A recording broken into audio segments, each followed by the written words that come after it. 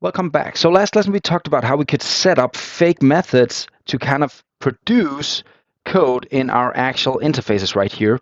So we ended up with this list products calling the get products right here. So that's what we're going to actually try and implement now in a real product service. So we're going to make our first implementation class now that's going to use this iProduct service right here.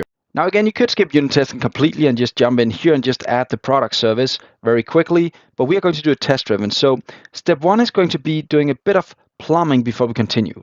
I want to actually add a test project for the domain project as well. Now I have a test project for the core production code. That's the one we used last time. And now I'm going to make one for the domain area. So let's just do this quickly. I'll do an add. I'll do a new project under the test area right here. I'll make unit test. I'm going to call it Innotech Legos for Life domain.test. So it's the same name as this project with test in the end. And then I'm going to just pick the defaults for the rest of it. And let's just create an xUnit project right here. The first thing I'll do always is just get rid of the unit test. I don't need that one, the default one. And then I'll just create a new unit test. And the first unit test I'm going to build right here is just going to be a class called, I want to test the new product service, not interface, but the actual product service implementation class. And it's going to be called test right here because I want to make it a test class right here, not an actual product service itself. So with this in place, what we're going to do is we're going to add our first fact right here. Now the first fact is going to be simple. I just want to make sure that the product service is actually of the type iProduct service. So we'll just make a small test right here, and let's just copy parentheses, and there we go. Now the first thing in the method that I'll do is just create a service, and it's going to be a new product service right here. And again, it's not created yet, so it won't help me that much, but we know what it's supposed to be. It's going to be called product service. Now again, try to help me out. Stop helping. There we go. Now, the first thing we need to do, of course, get this product service into our code. So we'll just, again, Alt or Option and enter, and then create the type product service. And let's just make it locally for now.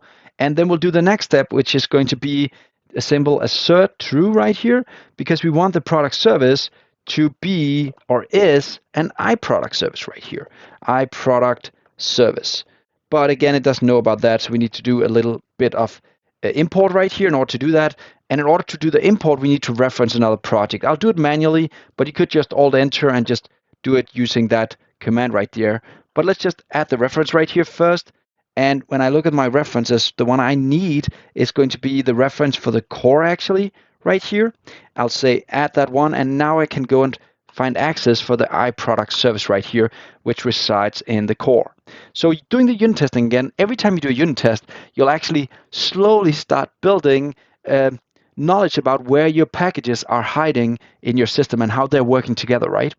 So let's try and run the test now to show that this is not running. Failing test is always a good way to start. Now, as we can see, this fails right now. And the reason is, of course, that this is not an iProduct service right now. So what we'll do is we'll kind of say we need this to be an iProduct service. And there we go. Now, as soon as we save this, this is going to pass.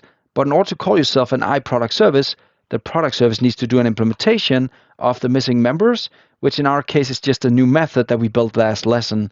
And there we go. Let's just end it right here and see if we can now actually run the unit test. Let's try and run the unit test again. And now hopefully it's green, because now it is actually of the type iProduct service. Now we'll do a bit of refactoring before we end the lesson. We'll move this actually. So I'll right click the product service.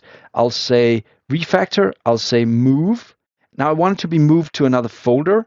So I'll say folder. And here I want to get out of the test folder. And I also want to get out of the core test area. There we go. I want it to be put inside the domain folder.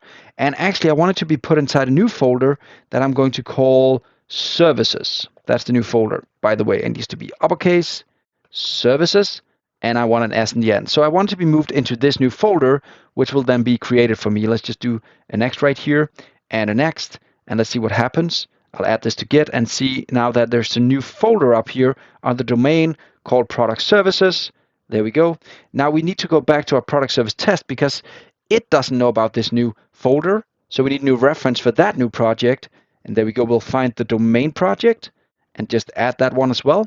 And there we go. Now we have the product service available. And let's just try and rerun our code just to make sure that we didn't actually break anything. So again, this is completely test-driven development. And it's a pretty neat way to kind of build your system. Now there's a lot of different ways you can do this. This is just my way of kind of working with this. but I just tested now that I created a new product service, and I'm sure that the product service actually has the interface. So again, if anybody by mistake go and kind of remove this interface like this, and I try to rerun my unit tests, you'll notice that the test will actually fail now because it doesn't know about that interface anymore, and it's not allowed to call itself an iProduct service now anymore. So let's put that back. We're happy. We have our first test running, and now we actually know about our first implementation class called the product service. So next lesson, we'll start using that service. See you next time. Bye.